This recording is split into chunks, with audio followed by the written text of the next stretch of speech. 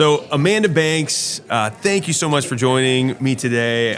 Tell us about the SoConCon. This is where we're at right now. Yeah. You have a big hand in putting this together, and you're the wife of our amazing state or U.S. Senator, former Congressman Jim Banks. So thank you for what you're doing. But what is all of this? What is this? Yeah. What are we doing here? So SoConCon is short for Social Conservative Policy Conference. This is something that my organization, which is Family Policy Alliance Foundation, started back in 2023. So this is our third annual event. And I'm so glad that we're here in the Hoosier State, in my hometown of Indianapolis this year. We have hosted other conferences, annual conferences, for many, many years, going back into the 90s for family policy councils and for the Statesman Academy, which is our program for state legislators. But SoConCon is newer, and we've never been to the Midwest, so I'm so glad that our first time is right here at home. It's fantastic. Yeah. As I started doing my research on it, I mean, this is a legit team of policy experts in the social conservative movement. You've got people like Tony Perkins, you've got the Kurt Smiths of the world. I mean, they're all descending on Indianapolis, and I'm just really proud that we're hosting that so in our state. So 3 years. Yep. What kind of sparked you to do this? Yeah, so we saw, and really I have to give the credit to my boss, Craig DeRoche, who's our CEO, but he saw this need to convene social conservative leaders. There's conferences for just about everything out there, especially in our government and policy world, but there wasn't a conference for social conservative leaders. And so he said, what if we created something to bring them together once a year, not to be talked at, but to talk amongst one another, to debate the issues, to talk about what's working, what's not, what we need to plan for and strategize around for the year ahead. And just, basically laid the table. We set the table, and then we invite our friends to come.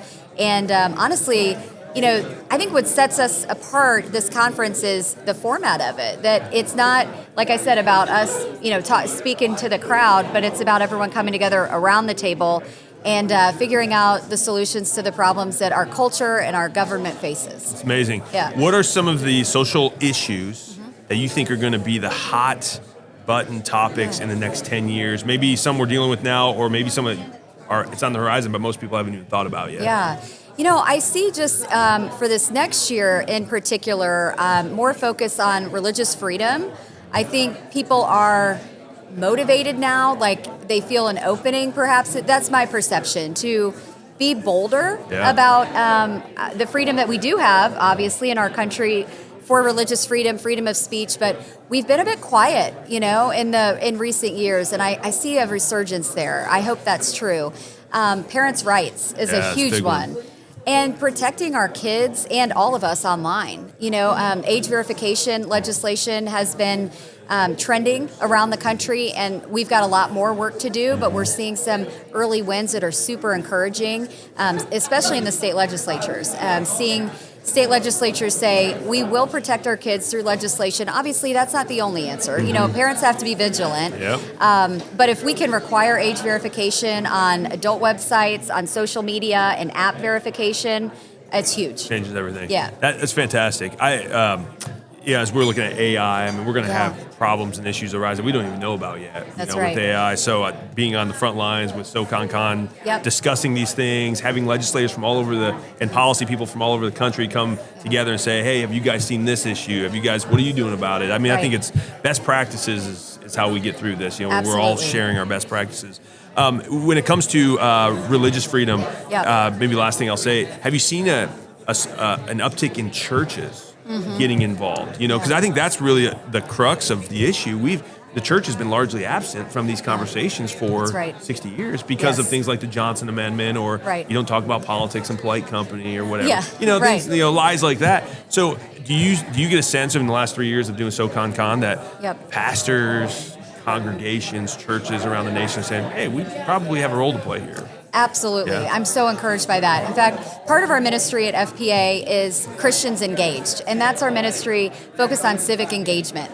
How do we enliven the body of Christ to step into their role as, civic people, people who not only pray for their elected leaders, but they're engaged in the process. They vote, number one, and don't vote just every 4 years, but we like to say instead of every 4 years, 4 times a year, every election.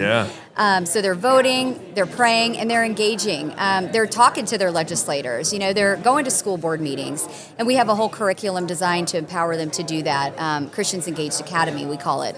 So that's one aspect, and then another is the Church Ambassador Network is something that the state family policy councils, there's 40 of them. IFI is one, Indiana Family Institute, of course.